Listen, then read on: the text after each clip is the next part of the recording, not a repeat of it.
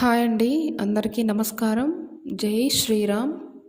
శ్రీ సీతారామచంద్రుల వారి విగ్రహ ప్రతిష్ఠ కార్యక్రమంలో భాగంగా ఇది 2వ రోజండి. కొబ్బరి బొండాలకు పసుపు కుంకుమ బొట్లు పెట్టి కలశ స్థాపన చేసి ఆ మండపాల్ని ఎలా తయారు చేశారో చూడండి. హోమం కొరకు నిప్పును అగ్గిపుల్లతో వెలిగించకుండా చెక్కతో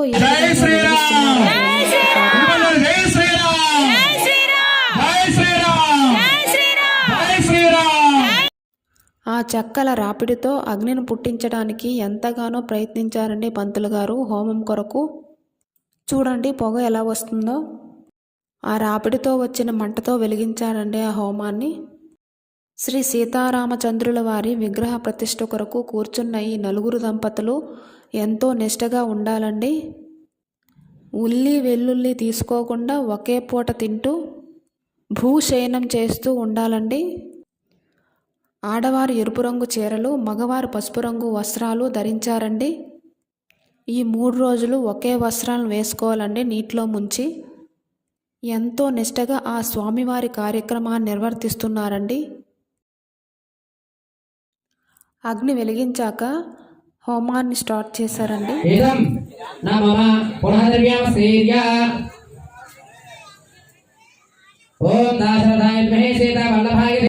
ఇదిగోండి యాగశాలలో 4 మండపాలు, 4 హోమగుండాలు తయారు చేశారండి హోమం కాల్చడం కొరకు.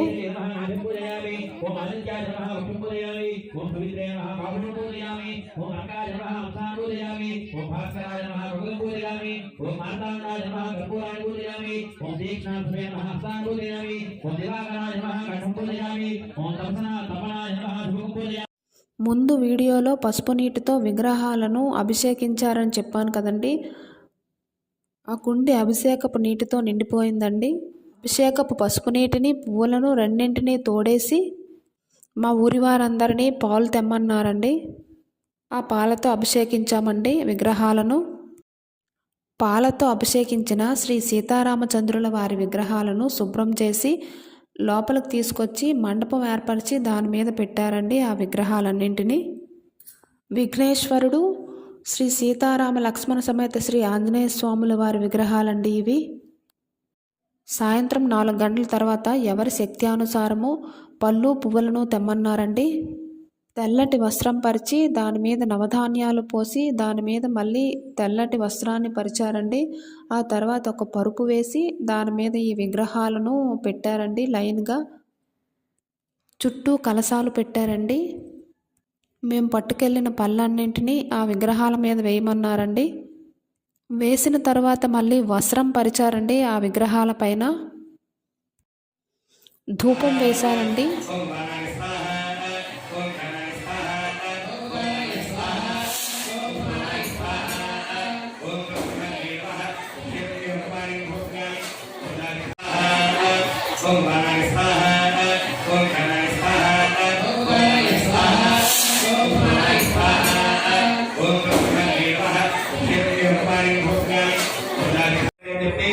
ఆ సీతారామచంద్ర స్వామివారికి అందరూ కూడా నమస్కారం చేసుకోండి. మొదటగా దంపతులు పూలు వేస్తారు. అందరూ కూడా అక్కడే కూర్చోండి. వరుస క్రమంలో ఒక్కొక్క లైన్ లో పంతులు గారు అక్కడ కమిటీ వాళ్ళు పూలు పంపిస్తూ ఉంటారు. గురుగారు చెప్తారు. గురుగారు చెప్తారు ప్రకారంగా అందరూ కూడా పూలు వేసి స్వామివారికి నమస్కారం చేసుకోవాలి. ఎవరు కూడా లేవకండి. గురుగారు చెప్పిన ప్రకారంగా అందరూ కూడా సిద్ధమవ్వాలి. జై శ్రీరామ్.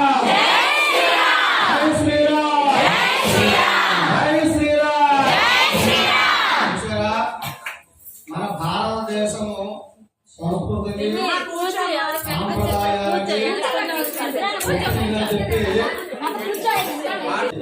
భారతదేశ ఖ్యాతిని తిరుగుతూ వస్తుంది. ఎందుకంటే ఇది ప్రధాన మాట జై శ్రీరామ్. ఈ జై శ్రీరామ్ అనే మాట మనకి భారతదేశానికి ఎన్ని కష్టాలు వచ్చినా, ఎంతమంది మతోన్మాదులు వచ్చినా మతం మార్చడానికి ఒక్క వెంట్రుక కూడా పేక లేకుండా వాళ్ళ దారి వారు వెళ్తున్నారు. ఎందుకంటే ఈ శ్రీరాముడు పుట్టినది, శ్రీకృష్ణుడు పుట్టింది, సర్వ దేవత ద్వాదశ జ్యోతిర్లింగాలు, అష్టాదశ శక్తి పీఠాలు, సర్వ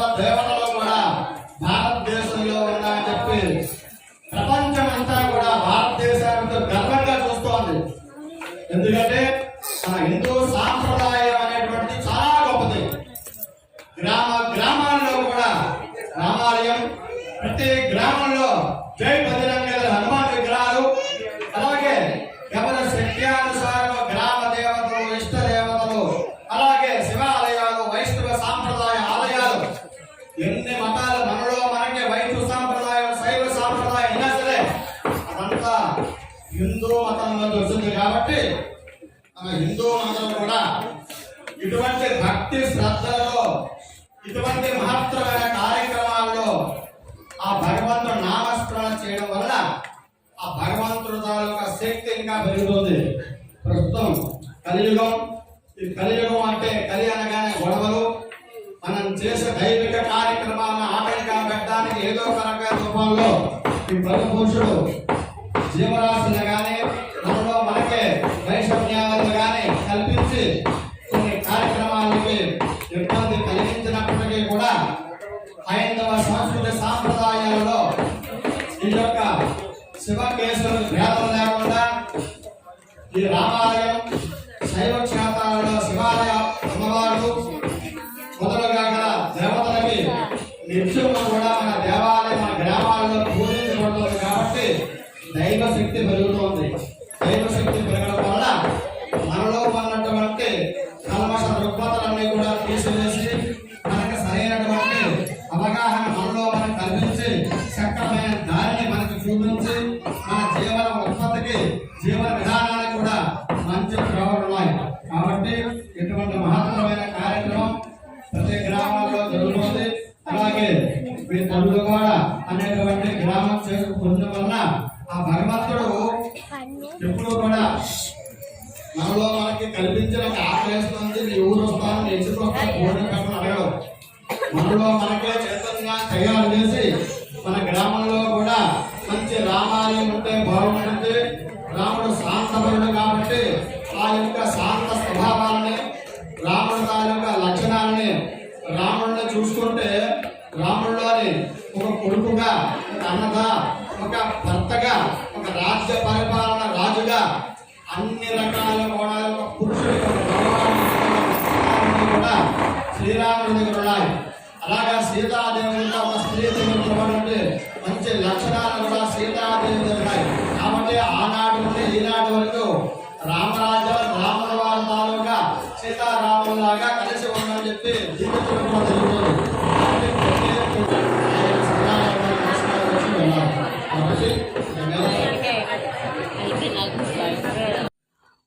పంతులు గారు ఎంతో చక్కగా చెప్పారండి, ఎంతో అర్థవంతంగా మన హిందూ తత్వం గురించి. ఉత్సవ విగ్రహాలు ఊయల్లో ఉన్నాయండి. దీన్ని పూర్ణ కలశం అంటారండి. శ్రీ సీతారామచంద్రుల వారి విగ్రహ ప్రతిష్ఠ కొరకు ఈ ఆలయం కూడా ఎదురు చూస్తున్నట్టుగా ఉంది కదండి. గర్భగుడి చూడండి ఒకసారి. ఆ సమయం రానే వచ్చిందండి. నెక్స్ట్ విగ్రహ ప్రతిష్ఠ కదండి.